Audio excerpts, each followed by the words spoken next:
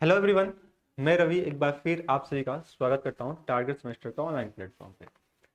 आज की क्लास में हम लोग बॉटनी का जो बीएससी सेकेंड सेमेस्टर का जो बॉटनी है, इसमें हम लोग जो अपना जो इम्पोर्टेंट एक टॉपिक देकर रखा हुआ है उसका नाम है पैलिनोलॉजी, है ना। इस क्लास में हम देखें पैलिनोलॉजी होता क्या है, ठीक है, इनके क्या क्या कैरेक्टरिस्टिक फीचर्स होते हैं, इनकी स्टडी को क्या कहते हैं, ठीक है, इनका क्या इनमें फॉसिल के बारे में स्टडी करना होता है। तमाम सारे बातों को आज की क्लास में हम लोग देखने वाले होंगे, समझने वाले होंगे और यहाँ से आपके क्वेश्चन एग्जाम में बार बार पूछे जाते हैं, ठीक है। पैलिनोलॉजी से कुछ इंपॉर्टेंट हम अभी स्टार्टिंग में ही आपको बता देंगे कि सर पैलिनोलॉजी होता क्या है, इनके इंडियन फादर कौन है, या फिर आप बात करें पूरे फादर ओवरऑल फादर की बात करते हैं, ठीक है, तो वो कौन है, इनके बारे में हम थोड़ा सा देखेंगे, समझेंगे और फिर अपनी क्लासेस को स्टार्ट करना मतलब कंटिन्यू करना स्टार्ट कर देंगे, ठीक है। तो चलो यहाँ से हम लोग सबसे पहले अपनी कॉपी में हेडिंग डाल लीजिए पैलिनोलॉजी और यहाँ पे इंपॉर्टेंट लगा लीजिएगा, क्योंकि आपके जो यूनिट में ये अलग से मतलब आपके जो सिलेबस में सॉरी आपके सिलेबस में ये अलग सा यूनिट बना के दिया हुआ है और यहाँ से अच्छा खासा आपके क्वेश्चन एग्जाम में देखने को मिलते हैं, ठीक है। तो चलो सबसे पहले अपनी कॉपी में हेडिंग डाल लीजिए और हम यहाँ से अपने टॉपिक को स्टार्ट करते हैं। चलो सबसे पहले अपना ये टर्म्स है पैलिनोलॉजी, इसमें देखते हैं सर क्या होता है सर पैलिनोलॉजी के बारे में। तो आप एक लाइन में यहाँ पे बता सकते हो सर पैलिनोलॉजी होता क्या है, तो study of fossil fuel, sorry sir study of pollen grain, है ना। पैलिनोलॉजी क्या होता है sir, study of pollen grain. जैसे अभी लास्ट क्लास में फॉसिल के बारे में पढ़ रहे थे तो वही दिमाग में आ गया, जुबान पे आ गया, कोई दिक्कत नहीं। तो इसमें हम क्या बोलते हैं sir, study of pollen grain. तो जितने भी अलग अलग टाइप्स के जो पॉलन ग्रेन्स होती हैं उनकी अगर स्टडी करने को आते हैं तो हम क्या बोलते हैं सर, पैलिनोलॉजी के नाम यहाँ पे देखते हैं। देखो यहाँ पे दिया है सर पैलिनोलॉजी क्या होता है, इसको डस्ट के नाम से भी जानते हैं, है ना। पेलिनोस का मतलब होता है सर डस्ट, और ये एक साइंस का ब्रांच है जिसमें हम किसकी स्टडी करते हैं सर, पॉलन ग्रेन की स्टडी कर रहे होते हैं। किसकी स्टडी कर रहे होते हैं सर, पॉलन ग्रेन की स्टडी कर रहे होते हैं। आई थिंक कि जब हम लोग लास्ट क्लास में हम लोग पढ़ रहे थे यूनिट नंबर सेकंड थर्ड में जब हम लोग पढ़ रहे थे तो वहां पे हम लोग पेनोलॉजी के बारे में सॉरी अपना ये अपना जो बात कर रहे थे सर पॉलन ग्रेन, जितने भी एंजियोस्पर्म्स होते हैं उनकी जो मेल गैमिट्स होती हैं वो क्या होती है सर, पॉलन ग्रेन होती हैं। और हर प्लांट्स में बात करें कि एंजियोस्पर्म के जितने भी मेंबर्स होते हैं उनमें सभी के सभी अलग अलग टाइप के क्या पाए जाते हैं सर, अलग अलग टाइप्स के पॉलन ग्रेन देखने में मिल जाते हैं, जिनकी कुछ शेप एंड साइज में क्या होती है सर, डिफ्रेंशिएट हमको देखने को मिल जाती है। किसी ऐसे भी पॉलन ग्रेन होते हैं जिनकी साइज बड़ी होती है, किसी की छोटी होती है। जैसे हम ओवरऑल बात करते थे जब हम लास्ट क्लास में बात कर रहे थे, ओवरऑल अगर पॉलन ग्रेन की साइज की बात करते हैं तो 2 से 3 म्यूएम की हमको ये देखने को मिलती है। और ये जो पॉलन ग्रेन होती हैं डिफरेंट डिफरेंट पॉलन एजेंट के माध्यम से क्या होती हैं, मेल से फीमेल प्लांट बॉडी पे ट्रांसफर होते हैं, ठीक है। तो ये चीज हम तो लास्ट क्लास में देखे थे, तो उसी को अब हम यहाँ पे एक अलग सा टॉपिक बनाकर रख दिया गया है पैलिनोलॉजी के बारे में, ठीक है। चलो यहाँ पे हम बात करते हैं सर पैलिनोलॉजी को एक वर्ड में हम बात करें तो क्या होता है sir, study of pollen, study of pollen grain, ठीक है। स्टडी ऑफ पॉलन ग्रेन को हम क्या करते हैं सर, पैलिनोलॉजी का नाम देते हैं। ये जो पैलिनोलॉजी होता है ये मेल गैमिटोफाइट्स होते हैं, ये तो आपको ऑलरेडी पता है सर। जो पॉलन ग्रेन होते हैं वो क्या होते हैं, मेल गैमिटोफाइट्स होते हैं। क्या होते हैं सर, मेल गैमिटोफाइट्स होते हैं। और ये क्या होते हैं, एक तरह का रिप्रोडक्टिव सेल्स होते हैं। क्या होते हैं भैया, रिप्रोडक्टिव सेल्स होते हैं। जितने भी फ्लावरिंग प्लांट्स उपस्थित हो, मतलब जितने फ्लावरिंग प्लांट्स अपने आसपास में पाए जाते हैं सभी फ्लावरिंग प्लांट्स में ये हमको पॉलन ग्रेन देखने को मिलता है। बिना पॉलन ग्रेन से फीमेल जो गैमिट्स हैं वो फ्यूज नहीं करेंगे। बात तो समझ में आ रही है। तो वही बात करने चाह रहे हैं कि जितने भी मेल गैमिट्स होते हैं फ्लावर्स में उसको क्या बोलते हैं, पॉलन ग्रेन कहते हैं। और याद करो लास्ट क्लास में ये भी देखे थे कि पॉलन ग्रेन की अगर बात करते हैं सर, पॉलन ग्रेन की अगर बात करते हैं, अच्छा यहाँ से हम आपके लिए थोड़ा सा बता दें, अगर हम बात करते हैं सर पॉलन ग्रेन की, ठीक है, किसकी बात कर लें, पॉलन ग्रेन की बात करते हैं, पॉलन ग्रेन। तो इसमें हम सबसे पहले ये ध्यान देना सर, जो पॉलन ग्रेन है इसमें क्या होती है सर, इसकी जो 2 लेयर होती हैं। कितनी लेयर होती है सर, 2 लेयर होती हैं, ठीक है। एक होता है आउटर, एक होता है भैया आउटर और दूसरा होता है इनर। अगर आउटर की बात करते हैं तो इसको हम क्या कहते हैं, एक्सिन का नाम देते हैं। क्या बोलते हैं इसको, एक्साइन कहते हैं। और वही इनर की बात करें तो इसको हम इंटाइन का नाम देते हैं। ये आपको बाखूबी अच्छे से याद आ रहा होगा, सारा चीज हम लोग देखे थे। फिर अभी हम ये देख लिए कि इसकी स्टडी को क्या कहते हैं, तो इसकी स्टडी को हम कहते हैं, स्टडी को क्या कहते हैं हम लोग पैलिनोलॉजी का नाम देते हैं। तो यहां तक आप यहाँ पे ध्यान रखिएगा। अगर हम पॉलन ग्रेन की बात करें तो इसमें क्या होता है, डिफरेंट टाइप्स ऑफ एजेंट होते हैं जिसके माध्यम से ये क्या होता है सर, ट्रांसमिट होते हैं। सबसे पहले हम बात करते हैं तो एयर की बात कर लेते हैं, फिर वाटर की बात कर लेते हैं, फिर इंसेक्ट की बात कर लेते हैं, और भी तमाम सारे हम लास्ट क्लास में हम लोग बात किए थे। ये चीज तो आपको याद आ रहा है, एक बार छोटा सा हम लोग रिकैप कर लिए और फिर हम अपने आगे अपने मेन टॉपिक। अब देखो, ये जो टर्म पैलिनोलॉजी है ये सबसे पहले किसने इंट्रोड्यूस किया था, ये आपका इंपॉर्टेंट है, यहां से आपके एग्जाम में क्वेश्चन पूछे जाएंगे। तो अगर पूछा जाए कि भैया बता दो जो पैलिनोलॉजी है ये टर्म सबसे पहले कौन दिया था, तो आप बताओगे सर हार्डी एंड विलियम्स। क्या नाम याद करना सर, हार्डी एंड विलियम्स, और ईयर भी याद करके रखना 1944 में। कब याद करके रखो सर, 1944 में हार्डी और विलियम्स नाम के दो साइंटिस्ट थे जिन्होंने सबसे पहले इंट्रोड्यूस किया, सबसे पहले आइडेंटिफाई किया ये मेल गैमेटोफाइट्स हैं, जो कि क्या नाम दिए थे, पॉलन ग्रेन का नाम दिए थे। हार्डी और विलियम्स जो थे ये पैलिनोलॉजी को बेसिक ग्रीक वर्ड्स में बताएं, मतलब इसको इसका मतलब जिसका जो बाकी जो मतलब होता है उसके बारे में बताएं, जिसका नाम था पैलिनीन। पैलिनीन जो होता है इसका मतलब होता है स्पिंकल्स, है ना, या फिर स्कैटर्स। ठीक है, तो अगर पैलिनीन के मतलब बात की जाए तो ये होता है सर स्पिंकल्स या फिर स्कैटर्स का नाम देते हैं। वहीं पे पैल की नाम बात करें तो इसको क्या कहते हैं सर, डस्ट कहते हैं। और ये क्या होता है सर, ये एक सिमिलर लैटिन वर्ड है ना, जिससे क्या मिला है सर, पॉलन वर्ड अराइज हुआ है। और ये जो डस्ट होते हैं ये लिविंग स्ट्रक्चर होता है स्पोर्स के माध्यम से। अगर हम बात करते हैं पैलिनोलॉजी की तो ये study of various aspects of the pollen grain as well as spores. तो हम एक अपना कंक्लूजन ये निकला सर जो पैलिनोलॉजी होती है ये किसकी स्टडी होती है, तो पॉलन ग्रेन की स्टडी होती है। साथ ही साथ किसकी स्टडी होती है सर, ये पॉलन ग्रेन और डिफरेंट टाइप्स के जो स्पोर्स होते हैं, जितने भी फ्लावरिंग प्लांट्स होते हैं तो उनमें जो डिफरेंट टाइप के स्पोर्स हैं। फिर आप बात करो सर ये पॉलन ग्रेन है तो इनकी अगर स्टडी करने को आते हैं तो इसी को पैलिनोलॉजी का नाम देते हैं। ठीक है, और इसको सबसे पहले कौन इंट्रोड्यूस किया था, तो हार्डी एंड विलियम्स नाम के दो साइंटिस्ट थे, 1944 में ये डिस्कवर किए थे। आई थिंक यहां तक की कॉन्सेप्ट आपको क्लियर हो गए होंगे। आगे बढ़ जाते हैं।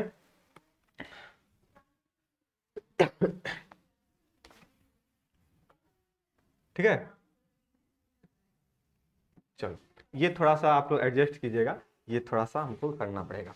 तो अगर हम बात करते हैं सर पैलिनोलॉजी को, इसको दो बेसिस कैरेक्टर में हम इसको डिवाइड करते हैं। कितने बेसिस कैरेक्टर में डिवाइड करते हैं सर, दो ग्रुप में इसको पैलिनोलॉजी को हम लोग डिवाइड कर देते हैं। जो पहला होता है उसको बेसिक पैलिनोलॉजी कहते हैं, पहला क्या बोलते हैं उसको बेसिक पैलिनोलॉजी कहते हैं, और दूसरा होता है उसको अप्लाइड पैलिनोलॉजी कहते हैं। देखो पैलिनोलॉजी को डिवाइड करने का मतलब ये, यानी क्लासिफिकेशन करने का मतलब ये हुआ कि जो हम डिफरेंट टाइप के जितने भी फॉसिल पढ़ रहे हैं, ठीक है, डिफरेंट टाइप के जितने भी फॉसिल्स पढ़ रहे हैं, सॉरी पॉलन ग्रेन पढ़ रहे हैं या फिर स्पोर्स पढ़ रहे हैं, बार बार फॉसिल ही हमारे दिमाग में आ रहा है। ठीक है, तो चलो उससे कोई दिक्कत नहीं। तो जितने भी हम टाइप के डिफरेंट फ्लावरिंग प्लांट पे जितने भी हम पॉलन ग्रेन्स पढ़ रहे हैं, ठीक है, ये अलग अलग कैटेगरी के अलग अलग क्राइटेरिया के हो सकते हैं, जिसको हम मेनली दो कैटेगरी में डिवाइड कर दिए थे सर, बेसिक में और अप्लाइड में। ठीक है, बेसिक में और अप्लाइड में। अब बेसिक पैलिनोलॉजी क्या होता है, तो ये क्या होता है सर, पॉलन या फिर स्पोर की morphology, physical and chemical properties की बात करेंगे। और वो केमिकल प्रॉपर्टीज किसकी, पॉलन वॉल की, कोलरेशन ऑफ पैलिनोलॉजी की with the other branch of the biology such has the cytology, taxonomy etcetera.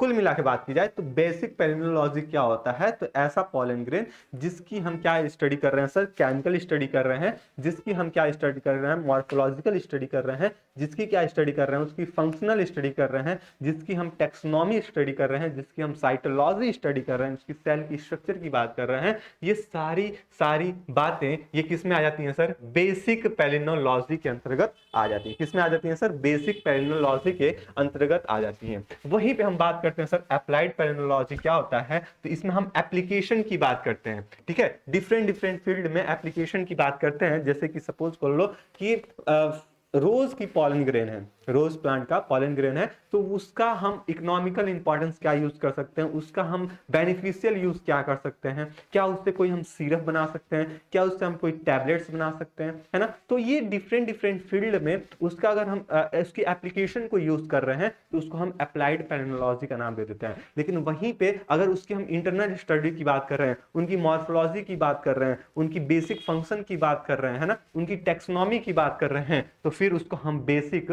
Palynology के अंतर्गत रखते हैं। बताइए यहाँ तक की बात आपको क्लियर हुई कि नहीं हुई।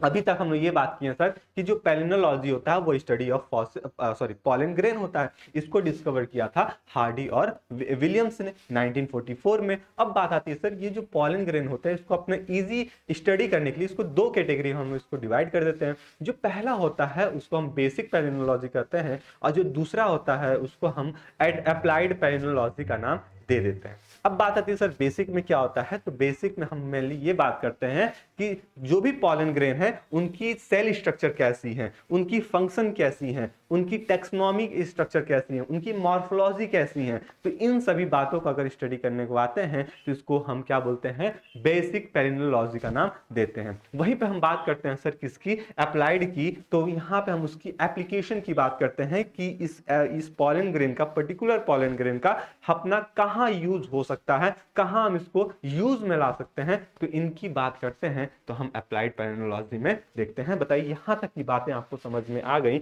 या फिर नहीं आई? अगर आ गई तो यस लिखिए, अगर नहीं आई तो बताइए क्या नहीं आई।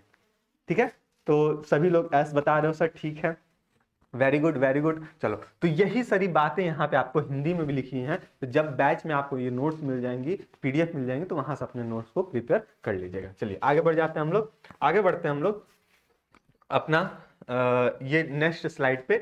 इस पे ये दिया है कि सर जो पेलिनोलॉजी की अगर बात कर रहे थे हम लोग, तो ये इसको हम कॉम्प्राइज करते हैं जियो और पैलियो पेलिनोलॉजी में, है ना। ये जो पॉलन ग्रेन है इसको हम ज्योग्राफिकल पॉइंट ऑफ व्यू से भी देख सकते हैं और इसको हम अपना फॉसिल के पॉइंट ऑफ व्यू से भी देख सकते हैं। ठीक है, तो इसी में देखो यहाँ पे हम अगर स्टडी ऑफ फॉसिल पॉलन या फिर स्पोर्स की स्टडी करते हैं तो उसको हम क्या बोलते हैं सर, पैलियो पेलिनोलॉजी का नाम देते हैं, या फिर उसको जियो पेलिनोलॉजी का नाम देते हैं। ध्यान देना, अगर कोई पॉलन है, अगर वो फॉसिल में कन्वर्ट हो चुका है ना, उस क्या इसमें कन्वर्ट हो चुका है सर, फॉसिल में कन्वर्ट हो चुका है, तो फिर उस पॉलन का हम नाम क्या देंगे, पैलियो पेलिनोलॉजी का नाम देंगे, या फिर उसको जियो पेलिनोलॉजी का नाम देंगे। यहां से आपको एग्जामिनर बहुत कंफ्यूज करेगा आपका जब वाइवा होगा तब। ध्यान देना, वाइवा में आपसे डायरेक्ट क्वेश्चन एग्जामिनर पूछ देता है, ये बता दो कि स्टडी ऑफ फॉसिल पॉलन को हम क्या कहते हैं। आप तो बता दिए कि स्टडी ऑफ पॉलन को हम क्या कहते हैं, पेलिनोलॉजी कहते हैं, लेकिन वहीं पे पूछ लेगा कि स्टडी ऑफ किसकी, फॉसिल पॉलन की बात कर लें, या फिर स्टडी ऑफ फॉसिल स्पोर्स की जब बात करने को आते हैं तो उसको जियो पेलिनोलॉजी कहते हैं, या फिर पैलियो पेलिनोलॉजी का नाम हम उसको दे देते हैं। अब देखो दूसरी बात एक और पूछ सकता है सर, बता दो कि एरो पेलिनोलॉजी क्या होता है। ठीक है, जियो तो बात समझ में आ गई, चलो फॉसिल की बात कर रहे थे। वहीं पे अगर बात करते हैं कि एरियो पेलिनोलॉजी की, तो ऐसे पॉलन ग्रेन जो एयर मतलब इन्वायरमेंट में, एटमॉस्फेयर में, एयर में वो कैसे डिस्ट्रीब्यूट हुए हैं, है ना। जैसे हम लोग अभी गर्मी का दिन आ रहा है, आपको ये उस समय भी एग्जांपल बताए थे, अभी भी एग्जांपल बता रहे हैं कि अभी गर्मी का दिन आ गया, अब इसमें लू चलना स्टार्ट होगा, तो दोपहर के समय में वो चोर उड़ते हैं सब। चोर बोल, पता नहीं आपके एरिया में क्या कहते हैं उसको, हमारे एरिया में उसको चोर कहते हैं, है ना। सफेद कलर का उसका बाल होता है और बीच में काला सा स्पॉट होता है, वो हवा के साथ उड़ने लगता है, जब हम चलते हैं तो अपने मुंह पे बाल भी चिपक जाता है ना। तो ये चीज है। तो अगर हम बात कर रहे हैं सर उसकी फ्रीक्वेंसी क्या है, उड़ने की फ्रीक्वेंसी क्या है, उसकी डिस्ट्रीब्यूशन कैसे है, वो कहां कहां डिस्ट्रीब्यूटेड है, तो इसको हम कहां पे डिस्ट्रीब्यूट है भैया, एयर में कहां कहां डिस्ट्रीब्यूट है, तो उसको हम नाम दे देते हैं एरो पेलिनोलॉजी का नाम उसको हम दे देते हैं। तो हम अभी दो चीज बात कर लिए कि जियो पेलिनोलॉजी क्या होता है, यानी कि स्टडी ऑफ फॉसिल की बात करते हैं पॉलन की। अब वहीं पे हम एरो पेलिनोलॉजी की बात कर लें, तो जो पॉलन ग्रेन है, जो स्पोर्स हैं, वो हवा में कैसे डिस्ट्रीब्यूटेड है उनकी बात कर लेते हैं। फिर यहाँ पे मेलियोट की बात करते हैं, मैट्रियोट्स की बात करते हैं, या फिर मेलिसो पेलिनोलॉजी की बात करते हैं। नाम को ध्यान देना, मेलिसो पेलिनोलॉजी की बात करते हैं। तो यहाँ पे जो हनी में जो स्पोर्स पाए जाते हैं, है ना। अब हनी बनता कैसे है भैया, तो हनी बनता है with the help of pollen grain. तो इसमें जो स्पोर्स होंगे हनी बनाने में, तो उसमें कौन कौन से स्पोर्स इस्तेमाल किए गए हैं, कैसे स्पोर्स हैं, वो सारी की सारी डील की जाती है मेलिसोपेलिनोलॉजी। यहाँ से ऑब्जेक्टिव भी आपके अच्छे खासे डायरेक्ट यहाँ से पूछ लिए जाते हैं, ऑब्जेक्टिव वाले क्वेश्चन भी यहाँ से आपको डायरेक्ट पूछ लिए जाते हैं। अब यहाँ पे देखो एक और है यहाँ पे लेट्रोपेलिनोलॉजी। क्या दे रहा है सर, लेट्रोपेलिनोलॉजी। इसमें हम डिजीज की बात करते हैं कि सपोज करो बहुत सारे पॉलन ग्रेन है जिससे एलर्जी होती है ना। हम लोग जब पॉलन ग्रेन पढ़ रहे थे तो वहां पे भी देखे थे कि कई सारे पॉलन ग्रेन होती हैं जिससे एलर्जी होती है। जैसे कि आप कहीं गार्डन में गए, आपसे वो पॉलन ग्रेन अगर आपकी स्किन पे लग गया तो खुजली होने लगती है, छींक आने लगती है ना, नाक बहने लगती है, तमाम सारे आपको एक्टिविटीज शो होने लगती है। तो यानी कि ये बात हुई कि ये जो पॉलन ग्रेन है कहीं ना कहीं क्या कर रहा है सर, एलर्जी भी कॉज कर रहा है, कहीं ना कहीं डिजीज भी कॉज कर रहे हैं। तो उनको हम किसके अंतर्गत पढ़ते हैं, तो उसको लेट्रोपेलिनोलॉजी के अंतर्गत पढ़ते हैं। तो डिजीज एंड स्पोर्ट्स है ना, उसके डिजीज से या फिर स्पोर्ट्स से रिलेटेड अगर स्टडी की जा रही है तो उसको हम क्या बोल देते हैं, लेट्रोपेलिनोलॉजी का नाम दे देते हैं। वहीं पे आप बात करते हैं सर फार्मेकोपेलिनोलॉजी, है ना। अब फार्मा पेलिनोलॉजी में क्या हो जाता है कि ऐसे पॉलन ग्रेन जिससे दवाइयां बनती हों, जिससे क्या बनती हो सर, दवाइयां बनती हो, टैबलेट्स बनती हो, सिरप बनती हो, जो कि एथलेटिक्स के थ्रू यूज की जाती हैं, जिससे हाई अमाउंट में एनर्जी गेन होता है। तो उसके लिए हम क्या टर्म क्या देते हैं, फार्मोपेलिनोलॉजी का नाम देते हैं। वहीं पे एक और है सर फोरेंसिक पेलिनोलॉजी। इसका एक रोल होता है क्राइम ब्रांच में, है ना। जितने भी क्रिमिनल्स आप सीआईडी देखते होंगे वो एक क्राइम ब्रांच है। तो उसमें केस को सॉल्व करने के लिए जो पॉलन ग्रेन का यूज किया जाता है, वो स्प्रे के फॉर्म में यूज किया जाए या फिर किसी को टेस्ट को परफॉर्म कराने डिटेक्ट करने के लिए यूज की जाए, है ना। तो उसमें जो यूज होता है जो पॉलन ग्रेन, उस पॉलन ग्रेन का हम किसका ब्रांच बोलते हैं, उसको फोरेंसिक पेलिनोलॉजी का नाम देते हैं। तो जो पॉलन ग्रेन होता है वो एक सीमित में नहीं है। पॉलन ग्रेन का दो हिस्सा है, बेसिक और अप्लाइड में। और इस बेसिक और अप्लाइड में अलग अलग टाइप के अलग अलग जितने भी फील्ड होते हैं उनकी जैसी एप्लीकेशन होती है वैसे उनका रोल प्ले होता है, और उसके बेसिस पे हम इसका नामकरण दे देते हैं या फिर उसको बता देते हैं। तो ये सारा चीज आपका इंपॉर्टेंट है, आपके एमसीक्यू में भी ये क्वेश्चन पूछे जाएंगे, ठीक है। एमसीक्यू में भी पूछे जाएंगे और साथ ही साथ आपके वाइवा में भी ये क्वेश्चन देखने को मिल जाएगा। तो ये चीज आप यहाँ पे ध्यान में रखिएगा, ठीक है। तो यहां तक ये सब बात हो गई अपनी। अब हम आगे आते हैं सर, क्या ये जो पेलिनोलॉजी है इसमें और कौन कौन सी बातें हमको देखने को समझने को मिल सकती हैं। तो सबसे पहले बात करें सर, जो पेलिनोलॉजी है ये न्यूमरस एप्लीकेशन, इसके एक एप्लीकेशन नहीं है, कई सारे एप्लीकेशन है, ठीक है। जैसे कि कई सारे एप्लीकेशन में अभी हम लोग बात कर ही लिए कि सर ड्रग्स में यूज हो ही रहा है, सर फोरेंसिक लैब में यूज हो ही रहे हैं, सर वो एयर में स्पोर्स हो रहे हैं तो उसके लिए यूज की जा रही है, और तमाम सारी बातें यहाँ पे देखने को मिल सकती हैं। अब ये जो फॉसिल पॉलन एनालिसिस होती है उसको पैलियोपेलिनोलॉजी का नाम देते हैं। अगर हम बात करें ऐसे पॉलन ग्रेन जो कि फॉसिल हो चुके हैं, सेडिमेंट्री, जैसे हम बात करते थे ना कि सर जो फॉसिल होते हैं, यहाँ पे लिख लीजिए सर, जो फॉसिल होते हैं वो मेनली कहाँ देखने को मिलते हैं, तो अपने जितने भी सेडिमेंट्री रॉक्स होते हैं, सेडिमेंट्री, अभी आगे आएगा कि तो वहां पर हम लोग और डिटेल में देखेंगे, लेकिन अभी फिलहाल में देख लीजिए जितने भी सेडिमेंट्री रॉक्स होते हैं उस पे ये बेस्ट फॉर्म में पाए जाते हैं, ठीक है। ये क्या होता है सर, बेस्ट फॉर्म में फॉसिल पाए जाते हैं, किसमें, सेडिमेंट्री रॉक्स में। तो जाहिर सी बात है जो फॉसिल जो पॉलन ग्रेन होगा वो भी कहीं ना कहीं आपके फॉसिल है तो कहीं ना कहीं सेडिमेंट्री रॉक्स में वो भी पाए जाएंगे। तो उसको किस ब्रांच के अंतर्गत रखते हैं, उसको पैलियोपेलिनोलॉजी का नाम देते हैं। इसके यूज से हम क्या कर सकते हैं, हम किसी भी प्लांट की टेक्सा को आइडेंटिफाई कर सकते हैं। अब सपोज करो, अभी हो सकता है आगे फिगर भी दिखे आपको, सपोज करो ये कोई पॉलन है, ये कोई क्या है सर, पॉलन है, ये पॉलन ग्रेन है। अब ये किस ग्रुप से बिलोंग कर रहा है, इसका टेक्सोनॉमिकली ग्रुप क्या होगा, इसका कौन कौन सा कैरेक्टर होगा, हम इसकी मॉर्फोलॉजी देख के ही पहचान जाएंगे कि इसकी साइज छोटी है कि बड़ी है, इसकी एग्जाइन का स्ट्रक्चर कैसा है ना। तो इसके बेसिस पे हम इसको आइडेंटिफाई कर लेंगे कि जो अपना जो पॉलन ग्रेन है वो कैसा होने वाला है, ठीक है। तो अगर पॉलन ग्रेन कैसा होने वाला है तो जाहिर सी बात है हम उसकी प्लांट की टेक्सा के बारे में स्टडी कर लेंगे, ठीक है। उसको हम डिटेक्ट कर लेंगे कि ये किस ग्रुप से बिलोंग कर रहा होगा, किस किंगडम से बिलोंग कर रहा होगा, किस मतलब क्या वो एल्गी से बिलोंग कर रहा होगा, क्या वो, अच्छा एल्गी तो है ही नहीं उसमें, स्पोर्ट्स उसमें तो होता ही नहीं, तो एंजियोस्पर्म के किस ग्रुप से ये बिलोंग कर रहा होगा। सॉरी, आगे बात कर लेते हैं, इनमें वेरिएशन हम वेजिटेटिव वेरिएशन भी हमको समय समय पे देखने को मिल सकता है, ठीक है। अगर हम बात करते हैं सर क्लाइमेटिक और टेम्पोरल वेरिएशन के अंतर्गत भी हम इसका पता लगा सकते हैं। फिर कई सारे एविडेंस भी हम देख सकते हैं ह्यूमन एक्टिविटी के माध्यम से। तो ये चीज आप यहाँ पे ध्यान में रखिएगा। आगे बढ़ जाते हैं हम लोग, आगे बढ़ जाते हैं कुछ डेटिंग के फॉर्म में भी हम इसको क्या कर सकते हैं, आइडेंटिफाई कर सकते हैं। Dating of sediment level and the ages of artifact found, ठीक है। मतलब ये कि हम जो भी फॉसिल हैं, पॉलन ग्रेन का जो भी फॉसिल है उसको कार्बन डेटिंग के माध्यम से, जैसे कई सारे बहुत सारे जितने भी होते हैं ऑलमोस्ट अगर बात करते हैं फॉसिल की एज टाइम को आइडेंटिफाई करते हैं तो कार्बन फॉसिल से ही करते हैं, कार्बन डेटिंग से ही करते हैं, ठीक है। आपके हो सकता है लास्ट यूनिट में आपका ये फॉसिल वाला ये कॉन्सेप्ट वहां पे भी फिर पढ़ना लग जाएगा, ठीक है। तो अगर हम बात करते हैं कोई फॉसिल अपने को मिल गया, उस फॉसिल का हम क्या कर रहे हैं सर, एज आइडेंटिफाई करना चाह रहे हैं, तो उसको भी हम डेटिंग, कार्बन डेटिंग के माध्यम से उसको हम आइडेंटिफाई कर सकते हैं, ठीक है। फिर ये भी देख सकते हैं कि क्या वो लोगों के द्वारा खाया जा रहा था क्या नहीं कि नहीं, यानी कि उस समय के जो लोग थे क्या इस पॉलन ग्रेन को खाते थे, खाने फीडिंग में यूज करते थे कि नहीं करते थे, तमाम सारे बातों को हम आइडेंटिफाई कर सकते हैं।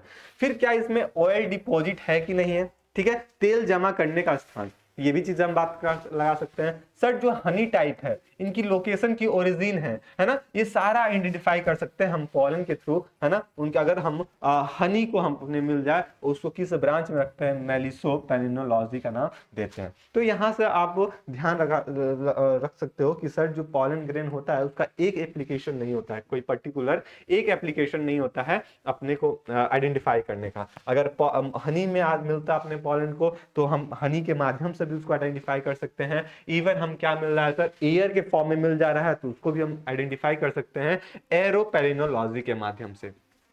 तो allergy sufficient to advise the high pollen count in the air, अगर पॉलन एयर में हाई पॉलन ग्रेन की संख्या देखने को मिल रही है तो फिर हम इसको इंडिकेट कर देंगे एरोपेलिनोलॉजी में। किसमें बता देंगे सर, एरोपेलिनोलॉजी में इसको बता देंगे। फॉरेंसिक इन्वेस्टिगेशन में भी इसका यूज करते हैं to determine the object has been in the consider general location identify the pollen grain achievement, है ना। तो कोई क्रिमिनल केसेस हैं तो वहां पे भी हम पॉलन ग्रेन के माध्यम से कई सारे केसेस को सॉल्व करा सकते हैं, देख सकते हैं। तो इसका बहुत सारा एप्लीकेशन, यानी कि एक तरह का बात करें तो ये पॉलन ग्रेन का हम इकोनॉमिक इंपॉर्टेंस पढ़ रहे हैं, ठीक है। इकोनॉमिक इंपॉर्टेंस की बात हम लोग यहाँ पे कर रहे हैं, तो ये चीज आप यहाँ पे ध्यान में रखिएगा। आगे बात करते हैं सर एरोपेलिनोलॉजी की में, तो distribution and frequency distributed of the pollen and the spore in the air, जो पॉलन ग्रेन है या फिर स्पोर्स हैं हवा में कैसे डिस्ट्रीब्यूटेड है, इनके बारे में हम अगर स्टडी करने को आते हैं तो उसको हम एरोपेलिनोलॉजी में देख लेते हैं। It has the great importance and the high level of the application in the medicine and forestry. अगर इसकी बात करते हैं जो पॉलन ग्रेन होता है इसके बहुत सारे इंपॉर्टेंस देखने को मिलता है, और वो इंपॉर्टेंस किसमें हम बात करते हैं, इनकी हाई लेवल ऑफ एप्लीकेशन की बात करते हैं ना, किसमें बात करते हैं सर, हाई लेवल ऑफ इनकी एप्लीकेशन की बात करते हैं, इनकी मेडिसिन की बात करते हैं, और साथ ही साथ फॉरेस्ट्री लेवल पे भी हम इसको आइडेंटिफाई करते हैं, इसका यूज करते हैं। Hence it is the related to the melissopalynology, है ना। इसको हम किसके रिलेटेड बता देंगे सर, लेट्रोपेलिनोलॉजी का नाम दे देंगे, यानी कि मेडिसिन में जो पॉलन ग्रेन यूज हो रहे हैं। फिर बात करते हैं लेट्रोपेलिनोलॉजी क्या होता है, study of allergy of pollen and treatment, ठीक है। तो जो मेडिसिन के माध्यम से जो डिजीज को ट्रीट किया जा रहा है या फिर इनसे जो एलर्जी कॉज हो जा रही है उनकी स्टडी करने को आते हैं तो उसको हम क्या बोलते हैं, उसको लेट्रोपेलिनोलॉजी का नाम देते हैं। तो आई थिंक यहाँ तक की कॉन्सेप्ट आपको क्लियर हो गया होगा। ये सारा चीज हम इंट्रो पार्ट में ही देख लिए थे, तो वहीं से आपको कॉन्सेप्ट यहाँ पे आपके क्लियर हो गए होंगे, ठीक है। चलो आगे देख लेते हैं और क्या दिया हुआ है। तो आगे देखते हैं, it is prove that the airborne pollen grain causes the allergy. इससे ये पता चला सर कि जितने भी एयर में जो पॉलन ग्रेन डिस्ट्रीब्यूटेड है वो कहीं ना कहीं एलर्जी की कॉज करने के लिए तो रिस्पॉन्सिबिलिटी रखेंगे, डिजीज कॉज करने के लिए तो रिस्पॉन्सिबिलिटी रखेंगे। अब कैसे टाइप के होंगे सर, तो हे फीवर कॉज करते हैं, क्या करते हैं सर, हे फीवर कॉज करते हैं, सीजनल अस्थमा, ठीक है, सीजनल अस्थमा हो गया, है फीवर हो गया, तो इनको कॉज करने में ये इंपॉर्टेंट रोल प्ले करते हैं। ठीक है, तो जिन लोगों को अस्थमा हो जाता है, जिनको हे फीवर हो जाता है, तो वहां पे पॉलन ग्रेन का काफी योगदान होता है, यानी कि वो एलर्जी कॉज करा के इनको डिजीज कॉज करा देता है। Information on the type of the pollen in the air help in the determination of the allergy।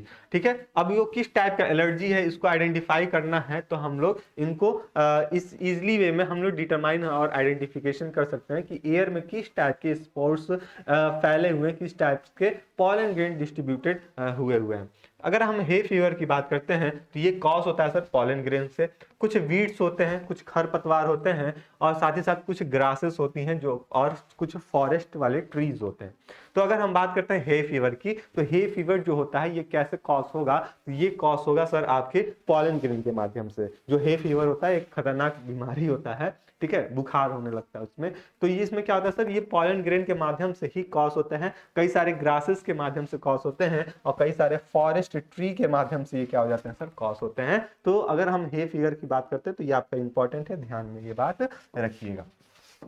आगे बात करते हैं सर मैट्री, है ना, मेट्रियोपेलिनोलॉजी की बात करते हैं। तो इसमें अगर हम बात करते हैं तो इसको हम किसके अंतर्गत रखते हैं, मेट्रोपेलिनोलॉजी। क्या बोल रहे हैं sir, melissopalynology, study and analysis of the spores in honey. तो जितने भी हनी हैं, उस हनी में कितने टाइप के स्पोर्स इन्वॉल्व होंगे, उस हनी में कितने टाइप्स के आपके पॉलन ग्रेन इन्वॉल्व हैं, तो अगर उनकी स्टडी कर रहे हैं, हनी को लेकर उसकी स्टडी कर रहे हैं, उसके स्पोर्स की आइडेंटिफिकेशन कर रहे हैं, तो उसको हम क्या बोलते हैं, मेट्रोपेलिनोलॉजी का नाम देते हैं। वहीं पे pollen grain from one two of the important food items of the honey bee. अच्छा, हनी बी के लिए एक क्या है, सबसे महत्वपूर्ण जो खाना होता है। अच्छा सोच के देखो, क्या हनी बी जो होता है वो बाकी चीज कुछ फीड करती है? नहीं, वो केवल नेक्टर को फीड करेगी, यानी कि हनी बी को फॉर्मेशन कराएगी।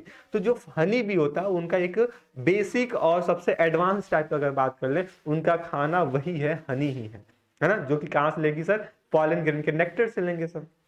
ठीक है, तो वही चीज बात कर रहा है सर, जो पॉलन ग्रेन होता है, जितने भी हनी बीज होते हैं, उनका एक इंपॉर्टेंट फूड आइटम्स होते हैं। उनके क्या होते हैं सर, एक इंपॉर्टेंट फूड आइटम्स होते हैं। These are the cheap sources of the protein. अब इस हनी में क्या होता है सर, हाई अमाउंट में हमको प्रोटीन देखने को मिलता है, हाई अमाउंट में हमको मिनरल्स देखने को मिलता है, हाई अमाउंट में हमको विटामिन देखने को मिलता है। अच्छा, आपसे एक क्वेश्चन पूछा जाएगा, ठीक है, देखते हैं आप लोग कितने लोग इसका क्वेश्चन का आंसर बता सकते हैं। जैसे क्वेश्चन है, which of the following which of the following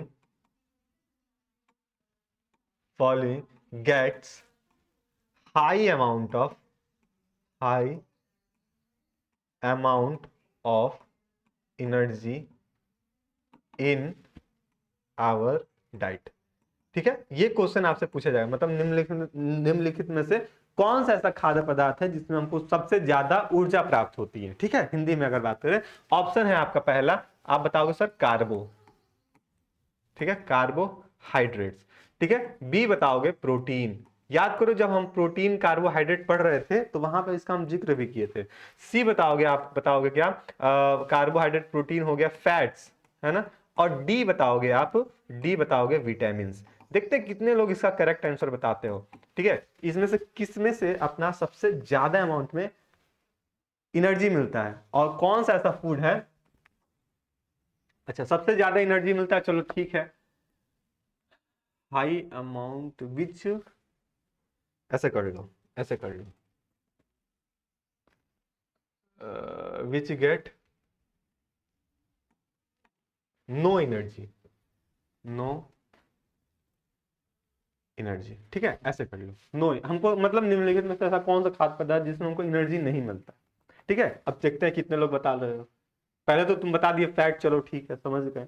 अब बताओ, देखते हैं कौन लोग, कितने लोग बता सकते हो, कितने आप लोग हो। ठीक है, तो अगर पॉलन ग्रेन की बात करते हैं तो सर जो पॉलन ग्रेन होता है, इसमें हाई अमाउंट में हमको क्या देखने को मिलता है, सॉरी हनी में क्या देखने को मिलता है सर, प्रोटीन देखने को मिलता है, मिनरल्स देखने को मिलता है, विटामिन देखने को मिलता है। ठीक है, और जितने भी हनी बीज होते हैं, ठीक है, उनको डेवलप होने के लिए, उनकी जितने भी यंग वंस हैं, लार्वा हैं, उनको डेवलप कराने के लिए वो क्या करते हैं सर, रॉयल नेक्टर को फीड करते हैं, रॉयल फूड को फीड करते हैं, यानी कि हनी का फीड करते हैं। देखो यहाँ पे development of larva and young ones, ठीक है। तो हनी जो होता है वो इंपॉर्टेंट फूड डाइट्स होते हैं किसके, हनी बी के लिए। तो उनकी जितने भी लार्वाज होती हैं, जितने भी यगिट्स होती हैं, जितने भी उनकी यंग फेज में होती हैं, जितने भी क्वींस होती हैं, वो सारे के सारे फूड जो फीड करेंगे वो रॉयल फूड को फीड करेंगे, यानी कि वो किसको खा रहे होंगे सर, पॉलन ग्रेन को, सॉरी हनी बी को खा रहे होंगे, जिसमें हाई अमाउंट में प्रोटीन, मिनरल्स और विटामिन होंगे, और इससे क्या करेंगे, वो इजिली उनकी बॉडी की ग्रोथ देखने को मिल जाएंगी। जो पेलिनोलॉजी होता है, ये डिटेक्ट करता है एडल्टनेस को हनी बी में, है ना। हनी को डिटेक्ट करने के लिए भी इंपॉर्टेंट रोल प्ले करता है। जिससे आप बाजार में गए और बाजार में आप जाने के बाद बोलो कि भैया हमको अच्छा वाला हनी दे दो, तो डाबर का दे देता है, ठीक है। तो आप उस पर चेक करोगे, उस पर तो कोई लोगो ठप्पा लगा नहीं है कि ये पर्टिकुलर इसमें ये है, ठीक है। तो बस वहां पे एक चार्ट मिल जाएगा कि इस हनी में आपको इतना प्रोटीन मिल रहा है, इतने विटामिन मिल रहे हैं, इतने मिनरल्स मिल रहे हैं, बस आपको यही देखने को मिलेगा, ठीक है। तो लेकिन हम उसको आइडेंटिफाई करना है कि ये एडल्टनेस हनी यहाँ पे है, मतलब अच्छे अमाउंट में हनी है कि नहीं है, तो उसको हम आइडेंटिफाई करेंगे मेट्रियोपेलिनोलॉजी के माध्यम से। किसके माध्यम से, मेट्रियोपेलिनोलॉजी के माध्यम से हम इसको आइडेंटिफाई कर रहे होंगे। इसका आंसर आप देखते हैं कितने लोग बता सकते हो, ठीक है, इसका आंसर आपको बताना है। आगे बात करते हैं कि the train melissopalynology can be easy distributed of the honey from the different localities.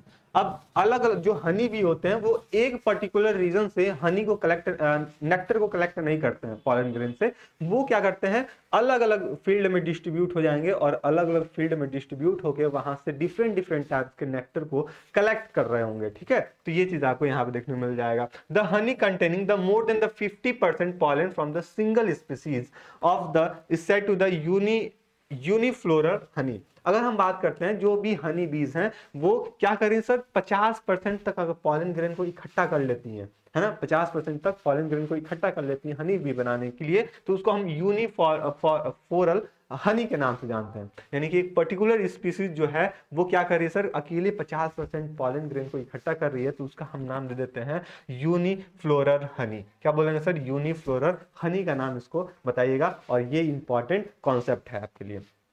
आगे बात कर लेते हैं सर, जो honey with the various kinds of pollen is called the multifloral honey. अब देखो यहाँ पे जो सिंगल स्पीसीज अगर हनी को कलेक्ट करिए, ऑलमोस्ट 50% जो पॉलन है उसको कलेक्ट कर लें तो यूनिफ्लोरल कर दिए। अगर वहीं पे हम बात करें कि डिफरेंट डिफरेंट टाइप्स के जो स्पीसीज हैं और सारे लोग मिलके साथ ही हाथ बढ़ाना, है ना, बोलते हैं ना साथ ही हाथ बढ़ाना, ठीक है, तो उसको अगर बोलेंगे, अगर पॉलन ग्रेन तब इकट्ठा कर रहे हैं, ठीक है, अगर नेक्टेड तब इकट्ठा कर रहे हैं कई सारी स्पीसीज मिलके, तो फिर उसको हम नाम दे देते हैं मल्टीफ्लोरल हनी का नाम दे देते हैं। तो आई थिंक यहाँ तक का कॉन्सेप्ट आपको क्लियर हो गया होगा, यहाँ तक कॉन्सेप्ट आपको समझ में आ गया होगा। आगे बढ़ जाते हैं हम लोग, थोड़ा सा आगे बढ़ेंगे, और थोड़ा सा आगे बढ़ने में हमको किसका देखने को मिल जा रहा है सर, फॉरेंसिक पेलिनोलॉजी के बारे में देखने को मिल जा रहा है। किसके बारे में हो जा रहा है सर, फॉरेंसिक। जिससे कि नाम से क्लियर है सर, इसमें कोई ना कोई क्राइम वाला होगा, और क्राइम वाला होगा तभी हम उसको स्टडी कर रहे हैं फॉरेंसिक वाले फॉर्म में। तो यहाँ देखो, study of pollen grain has the added of the crime detection. जो भी क्रिमिनल्स हैं उनको डिटेक्ट करने के लिए, उस जो भी क्राइम है, खून हुआ है कि नहीं हुआ है ना, किस माध्यम से हुआ है, तो उसको डिटेक्ट करने के लिए हम किसका यूज करते हैं सर, पॉलन ग्रेन का यूज करते हैं। तो यहाँ पे जो पॉलन ग्रेन यूज की जाती है उसको हम किस नाम से बोल देते हैं, उसको हम फॉरेंसिक पेलिनोलॉजी का नाम दे देते हैं। यहाँ पे जो पॉलन ग्रेन होते हैं, यहाँ पे वेजिटेशन हमको देखने मिलता है अलग अलग एरियाज में और अलग अलग सराउंडिंग में।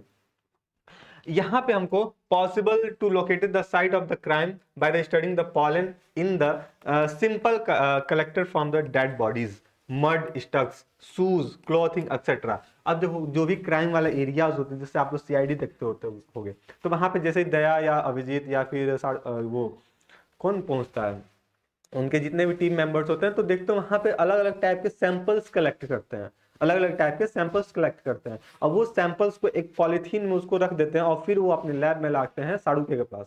अब वो क्या करता है, उसको अलग अलग माध्यम से उसको डिटेक्ट करता है, अलग अलग टेस्टिंग करते हैं सब, और फिर ये बताता है कि ये खूनी का ही जूता था कि नहीं था, खूनी का कपड़ा है कि नहीं है, ये खूनी के डीएनए मतलब इसके डीएनए से मिल रहा है कि नहीं मिल रहा है। तो ये सब डिटेक्ट करने के लिए कहीं ना कहीं आपका पॉलन ग्रेन का भी इस्तेमाल किया जाता है। तो अगर इसके क्राइम के माध्यम से अगर हम क्राइम के फील्ड में अगर पॉलन ग्रेन को डिटेक्ट पॉलन ग्रेन का यूज किया जाता है तो उसको हम क्या बोलते हैं, फोरेंसिक पैलिनोलॉजी का नाम देते हैं। तो ये चीज आप यहाँ पे ध्यान में रखिएगा।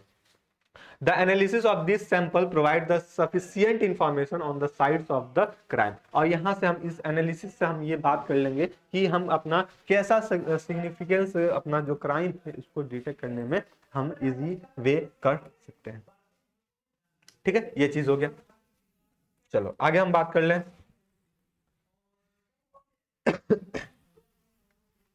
अब देखो ये आपके जर्मन फैंडरमैन्स है ना, जर्मन फैंडरमैन्स ये आपके साइंटिस्ट थे जो कि सबसे पहले इस पे बात करना स्टार्ट किए थे।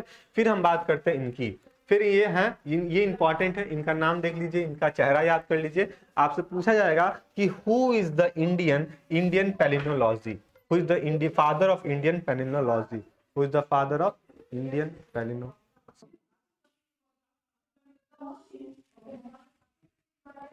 ठीक है, तो यहां तक की बातें आप लोग समझ गए कि सर यहाँ पे हम किसकी बात कर रहे थे, बिरबल साहनी की बात कर रहे थे।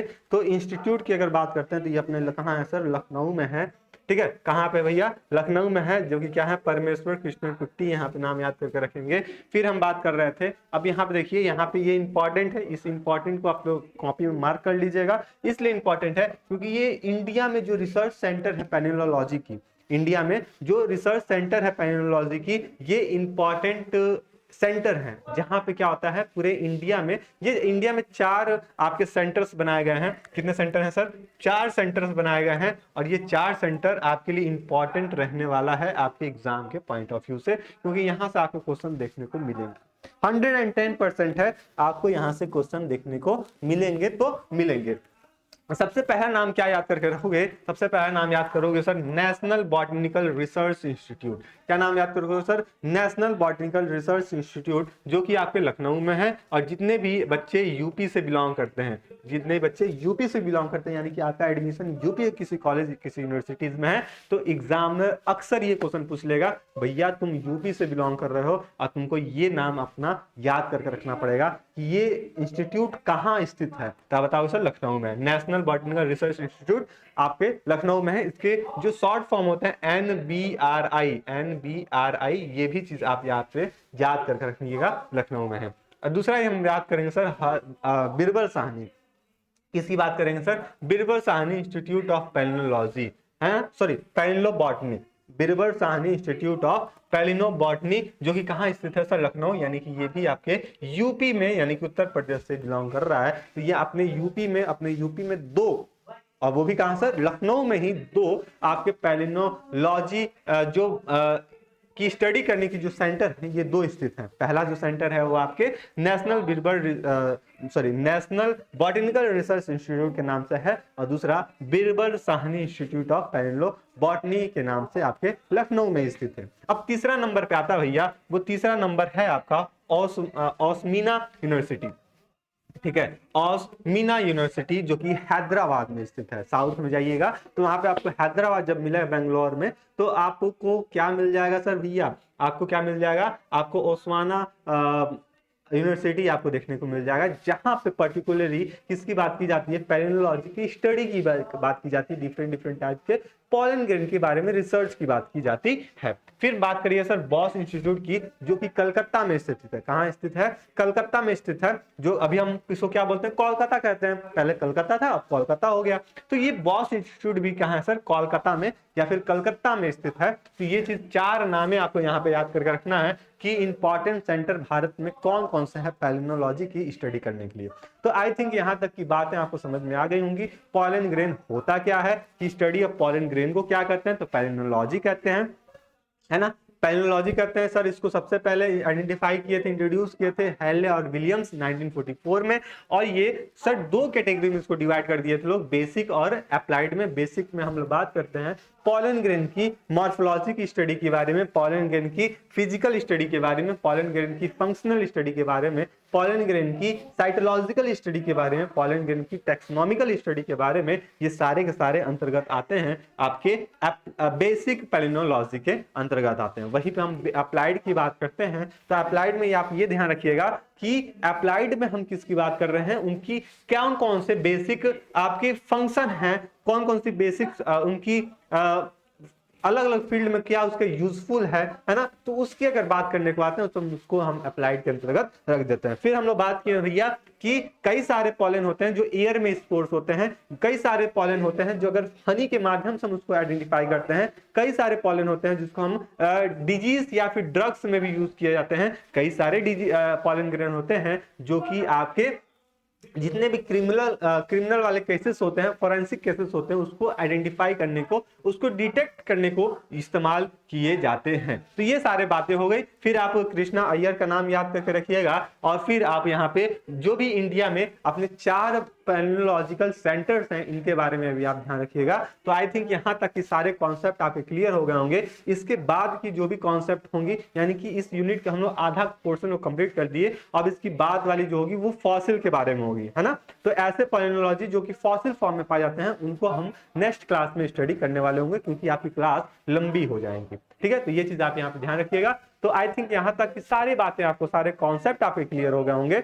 जितने भी यहाँ पे जितने भी कॉन्सेप्ट आपके नोट करा है, जितने भी आपको कीवर्ड यहाँ पे नोट करा है, वो सारे के सारे आई थिंक आपने कॉपी में उसको नोट किए होंगे। और ये पीडीएफ जब भी आपको बैच में मिलेंगी तो आप वहां से अपने नोट्स को प्रिपेयर कर लोगे, बाइलैंग्वेज, चाहे हिंदी में कर लेना चाहे इंग्लिश में कर लेना। और हाँ, पहली बात ये कि आप जितने भी आपका पिछला जो भी टॉपिक पढ़ चुके हो, जितना भी समझ चुके हो, अपने नोट्स को रिवाइज करते रहिए, अपने नोट्स को पढ़ना स्टार्ट कर दीजिए, क्योंकि आपका जो एग्जाम होगा वो एमसीक्यू या फिर डिस्क्रिप्टिव जिस माध्यम से है। तो जब तक आप क्या नहीं करोगे, जब तक आप अपने नोट्स को कंप्लीट नहीं करोगे, जब तक अपने नोट्स को रिवाइज नहीं करोगे, तब तक आप अपने जो भी मकसद है उसको अचीव नहीं कर पाओगे। ठीक है, तो बस इतना ही था। मिलते हैं नेक्स्ट क्लास में, तब तक के लिए स्टे रहिए, मस्त रहिए, अपनी तैयारी को और मजबूत करते रहिए। धन्यवाद।